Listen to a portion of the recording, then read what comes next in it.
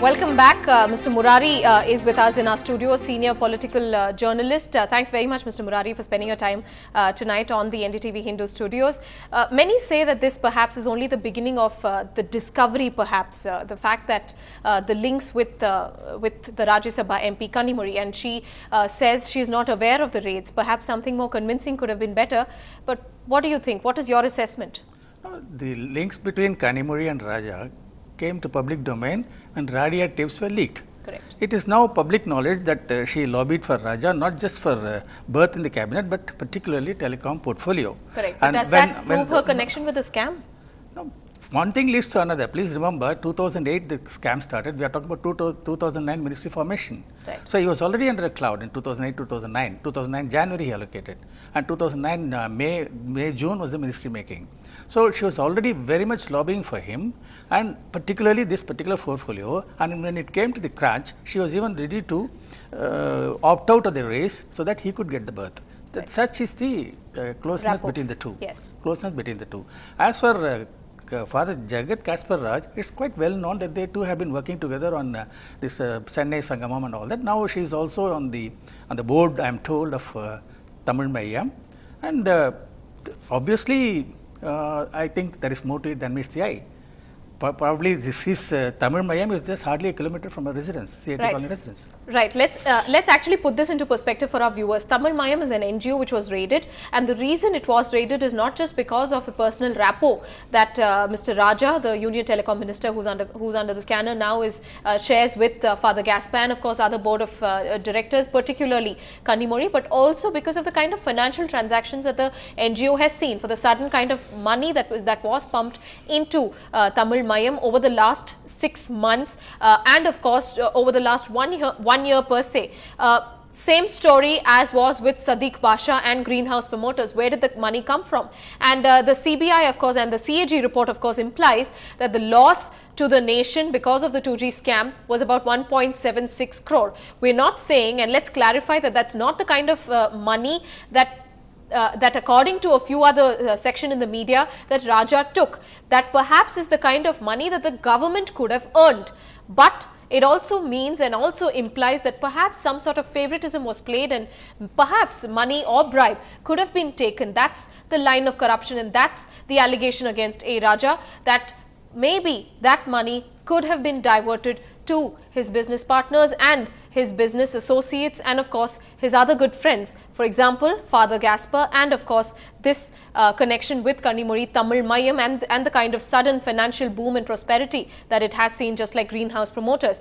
That of course was the scam, but the political fallout that it will see is almost inevitable now, considering it's less than 6 months or say 4 months that the state will see elections. And we are hearing from sources that brothers Stalin and Aragiri are pretty upset with the kind of support that the DMK openly has been giving, particularly Kanimuri.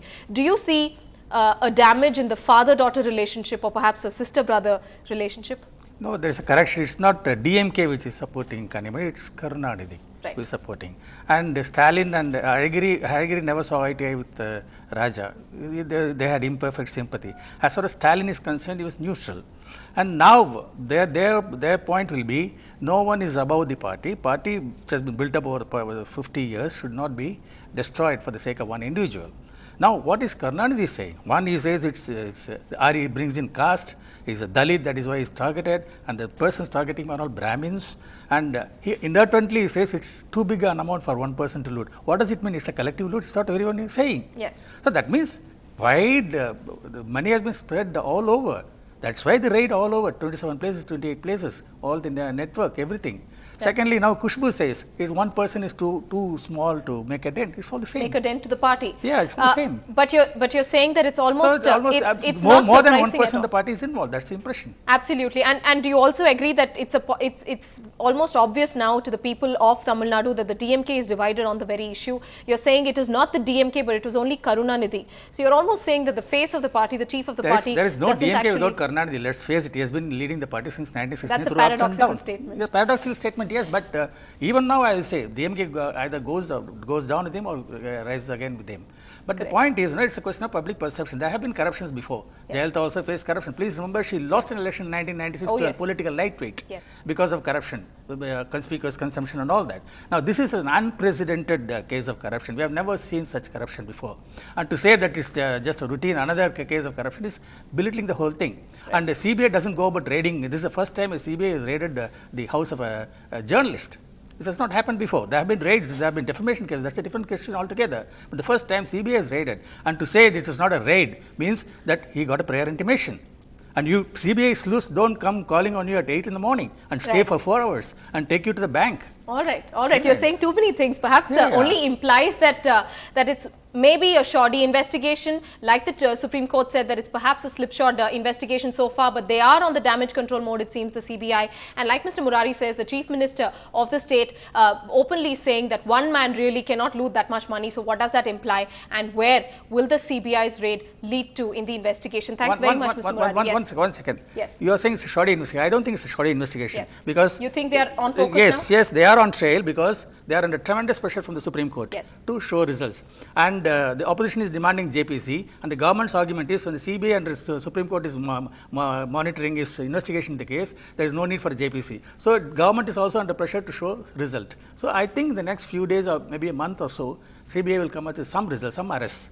That's right. I expect some will there be a can of worms within the government as well, within the Congress party as well? We'll have to, of course, wait and watch. I don't go that far. I am very cynical. It won't go that far. All right. Thanks very much, Mr. Murari, for joining us live. We'll have to leave this discussion right here. But the other big story, and the scam doesn't really, the prefix scam doesn't really leave Raja so soon just yet, it seems. A row between the two senior judges has turned into a public spat, with former Chief Justice Balakrishnan hitting back on the Raja judge controversy. In a statement, he insists that the ex-Madras High Court Chief Justice H.L. Gokhale's report to him did not mention Raja as the minister who was trying to influence a judge, and to prove it, he has made the report from Justice Gokhale public. Justice Gokhale had yesterday said that his report to Justice Balakrishnan had mentioned Raja's name, and in fact in a reply after the former CJI in fact came out with his press statement, Mr. Gokhale continued to say that I stand by my statement. So it is a conflict of report. One is saying that he mentioned Raja, the other says that A. Raja was not mentioned. NDTV Hindu's executive editor Sanjay Pinto now joins us on that very story. Sanjay, hi there. It seems like it's judging the judge. Who do you think is saying the truth? Radhika, it seems that all of them are actually speaking the truth, but the devil seems to lie in the presentation of facts. Look at it, if you analyze this carefully. The incident took place on the 12th of June last year. Justice Raghupati wrote a letter to the Chief Justice of the Madras High Court on the 2nd of July last year. That letter was forwarded by the Chief Justice of the Madras High Court on the 5th of July to the Chief Justice of India, was acknowledged on the 8th of August last year. This is the entire sequel of events. Now, Justice Balakrishnan, there are two documents basically. One is the letter written by Justice Raghupati, where he names Union Minister, former Union Minister A. Raja as someone who tried to influence him. He did not say that he actually spoke to him, but that he was allegedly on the phone line waiting to influence him in that anticipatory bail hearing involving two of his close family friends. The other document is a report that was sent by Justice Gokhale to the Chief Justice of India. Also, in fact, the Chief Justice of India had forwarded a memorandum by various MPs across the country to the Prime Minister, which was forwarded to the Chief Justice. So, Justice Balakrishnan is merely saying that the report did not mention, he's constantly harping on the report which did not mention any Union Minister's name. The point here is that the report also contained that letter which was forwarded, and only in one place in both these documents is the name of A. Raja mentioned, and that is the letter.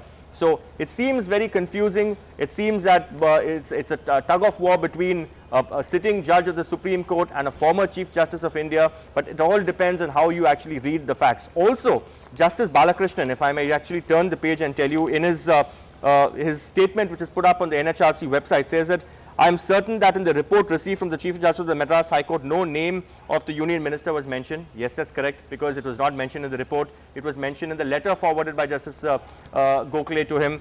He also says that Justice Raghupati, in fact, did not address any letter to me. That's also correct, because according to protocol, a judge of the High Court cannot directly address the Chief Justice of India. So no one is really lying. Both are speaking the truth. All sides are speaking the truth. It's just that the manner in which it is being projected, Radhika. Absolutely, Sanjay. It seems that both the justices, of course, are being good lawyers. There, technically, no one really is lying, but hopefully, the Law Ministry doesn't end it here. Hopefully, we'll get to the bottom of the case to know what exactly the letter contained and whether or not the former Chief Justice of India actually gave a misleading report to the Prime Minister's office involving A. Raja's alleged influencing to a justice in the Madras High Court in a forgery case involving his close friends, a father and son duo. With that, we wrap headlines now. You keep watching NDTV Hindu because up next is news in Tamil. Ungal Sethi up next for you. Goodbye.